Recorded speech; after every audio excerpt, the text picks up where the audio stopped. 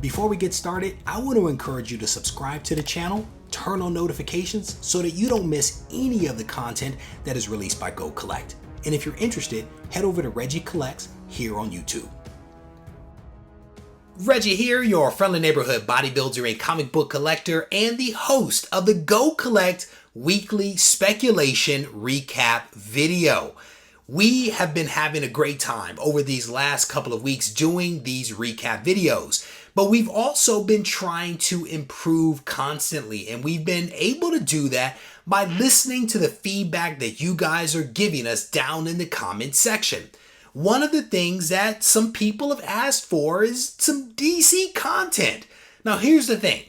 A lot of what I cover here in the video is just a little bit, just the top of the iceberg of what actually gets posted up to the blog page. And so I definitely want to encourage you guys to check out that page because there's a lot more content that is actually there than what I'm able to talk about in this video. But with that said, because you are watching this video, we want to be receptive and responsive to your feedback. And so to that point, today we have 6 articles with a healthy number of some DC related spec. Holy moly!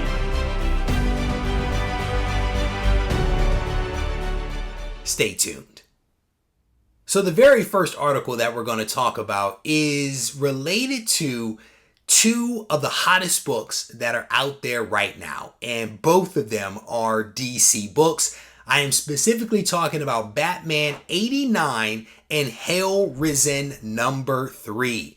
And this blog post entitled Punchline, a case in collecting modern first appearances is actually a pretty solid article that takes a look at 2 of the hottest books that are out there right now.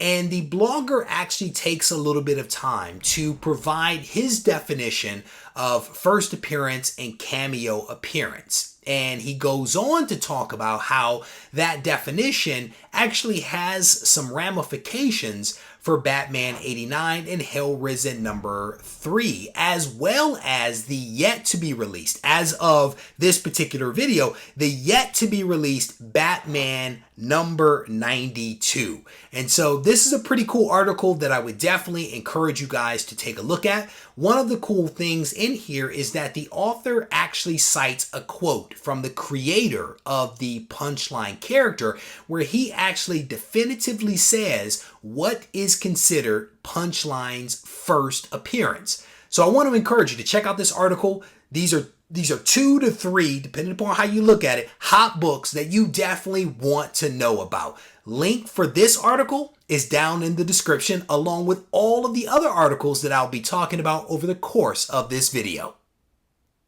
This next blog post from Jake is related to DC, and the blogger actually makes a pretty strong and compelling argument for why you might want to consider picking up a graphic novel from DC focused on the Watchmen. Technically, it is the first appearance of the Watchmen from Alan Moore and David Gibbons, but the blogger again makes a pretty strong argument why this is a book that you might want to take a look at. And he kind of talks about partly because of the success of the recent HBO series, a series that I watched, that I thoroughly enjoyed, and many of you probably saw it as well. He points out in this article that potentially the show will not come back for a season 2, but he makes an argument as to why this graphic novel is one to invest in now, more for the long term versus the short term speculative gain. In this article, Jake actually points out that you can pick up a 9.6 copy of this issue, of issue number 1, for a little over $100. And he points out that the price of this book has not changed all that dramatically in the last couple of years, but he goes on to basically say that this is one of those books that is more of a long-term investment versus a short-term speculative buy. So if you're into Watchmen, if you believe in the longevity of this team, of this book, this might be one that you want to pick up. Again, the link to this article, like all of the others, is down in the description. Unless you've been living under a rock, you know that Baby Yoda is all the rage. I am eternally grateful to my subscribers that actually encouraged me to take a look at The Mandalorian, because that show on the Disney streaming service was fantastic. And I think that Baby Yoda in many ways stole the show. I have seen so many Baby Yoda memes and stickers and pins and crochet dolls and all. I mean, Baby Yoda is legit. And so in this blog post, Norman actually makes a pretty compelling argument for why now might be the time to pick up the first appearance of Yoda, which is Star Wars number 42. Norman states that this comic book, Star Wars 42, is actually the trifecta of keys. And he basically says that this is 3 keys in one. He highlights that first, it is the Empire Strikes Back movie adaptation. Second, it is the first appearance of Boba Fett. And then lastly, it is actually Yoda's first full appearance in comics. Norman goes on to point out that from a speculative standpoint, this book could potentially take off like a rocket when Baby Yoda actually appears again for season 2. And in this article, he actually highlights both the short and long-term potential of this particular comic. But for the purpose of this video, we are only going to focus on some of the short-term gains, which are defined as the last year. He points out here that a graded 9.8 actually sold for $405 in late February. A 9.2 sold for $145 in late January. And he also highlights that a graded 8.0 sold for about $125 also in mid-February. So again, if you believe that Baby Yoda has some potential, that The Mandalorian has some potential, you might want to take a look at this book. There are a ton of rumors out there about what might actually be coming to a streaming service or to a movie. And a lot of speculation swirls around Jack Kirby because he has created so many amazing characters over his career. And so this blogger actually takes a look at one of Jack Kirby's creations. A creation that maybe he didn't care for all that much. But in this blog post entitled The Demon Number 1, Potential or Pariah, Norman actually talks a little bit about some of the rumors that are circulating around this character. He points out that Warner Brothers has actually been talking about for some time a Justice League Dark series. And the Demon was actually part of the Justice League Dark. And so he actually had his first appearance in 1972 in Demon issue number 1. And so Norman kind of points out that this could potentially be a book that you might want to take a look at if these rumors actually bear fruit. He points out that there are actually only 860 of this book on the CGC census. And he actually kind of talks about the fact that what gives him pause is the fact that the books that are on the census that are graded 6.0 to 8.5 are virtually the same price at about $80 or so. And Norman actually points out again that some of the long-term prices for this book are hovering kind of in the mid-range. When you're looking at a 9.8 though, that the last sale of this particular book was at $4,200, and that was actually in November of 2019. But when you look at a 9.2, the prices, the values actually fall pretty dramatically, in that a 9.2 actually sold in February for $240, and a graded 6.5 actually sold for $89 in December of 2019. So who knows whether the rumors are true or not. What's great is that this is a Jack Kirby creation, but the future of this particular character is a little uncertain. So Norman and I both give you a little bit of a cautionary note that you can look at this one, but you definitely want to go into it with your eyes wide open. Link to this article is in the description. I definitely want to encourage you to check it out so that you can decide what's best for you. This next blog post is about the Heroes for Hire. And just last week, I spent a little bit of time talking about the Netflix series. And this week, another blogger kind of picks up that mantle and runs with it a little bit more, talking about Luke Cage and Iron Fist. And in this blog post, he kind of highlights the fact that you could see these characters potentially make their way into the Disney streaming service or maybe even into a movie or something like that.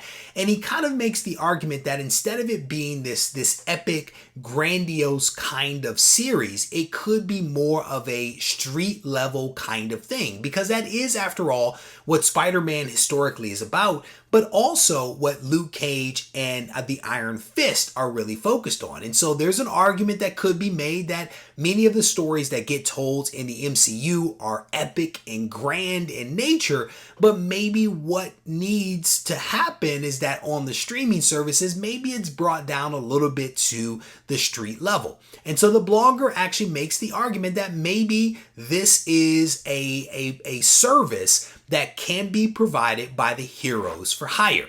And so to that point, they actually point out some of the values associated with the first appearances of these characters. In the case of the Iron Fist, a 9.8 of his first appearance, which is Marvel Premiere number 15, actually sold for $2,400.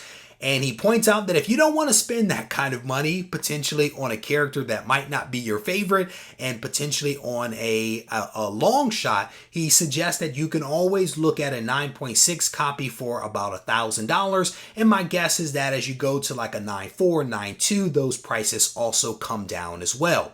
He points out that if you're looking to get the first appearance of Luke Cage, then you definitely want to look at Luke Cage Hero for Hire number 1. And he highlights here that at the moment, as of when this article was written, that a 9.0 of this book signed by Stan Lee is actually on eBay right now for around $2,000. But I think in addition to that, he points out a really fantastic point here about mycomicshop.com, which is one of my favorite websites to pick up books from. He points out that you can actually head over to mycomicshop.com and actually pick up some books at some affordable prices. He points out that some really nice high-grade copies of Luke Cage number 1 are available for somewhere between $359 to about $1,500. So I don't know how you feel about Luke Cage and Iron Fist. I kind of sort of enjoyed those shows on Netflix. I think Daredevil by far was my favorite, followed by maybe Punisher, followed by maybe Luke Cage. But if you are interested in reading more, the link to this blog post is in the description. I want to encourage you to check it out and then make up your mind how you want to spend your money and if this is the right place to do it. In this last blog post, the blogger spends some time talking about a really fantastic character from the 90s that has recently had some appearances in like the Dawn of X titles, including Wolverine number 1. And I'm talking about none other than Omega Red. This is a really awesome character, and I own his first appearance. Again, to be transparent, this is a really cool character. His first appearance is a really cool book, and I am honestly looking forward to seeing what happens with this character in the ongoing Wolverine series as well as the Dawn of X titles. Because Omega Red is one of those bad guys that you just want to like. And so the blogger kind of highlights the fact that Omega Red could have an appearance in an upcoming streaming service. And if that indeed is true, now might be the time to actually pick up his first appearance. The blogger highlights that Omega Red's first appearance is X-Men number 4, which has an FMV of about $100 for a 9.8, and that honestly is not bad. He goes on to talk about that lately prices have started to kind of creep up to around $150, but you still may be able to find one for around $100 at a 9.8. He also talks about the fact that at the same time as X-Men number 4 was being released, there was a What If issue that also came out. What If number 33 that actually has a cameo appearance of Omega Red. And he highlights the fact that there are only about 12 issues of What If number 33 on the census, and a 9.8 actually sold for about $70. He goes on to highlight that you can actually get his second appearance, which is an X-Men number 5, for about $80. And he highlights here that a 9.6 actually recently sold for about $50. So if you believe that Omega Red has some potential long term, this might be a comic that you want to check out. Again, the link is down in the description of this video. So there you have it. That is essentially the end of this week's recap video. One last thing that I want to make mention of is that you might want to head over to GoCollect.com.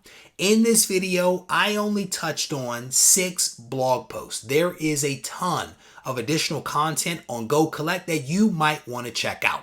Now, with that said, I definitely want to encourage you to give the video a thumbs up, leave a comment behind so that we can mix it up in the comment section. Take care.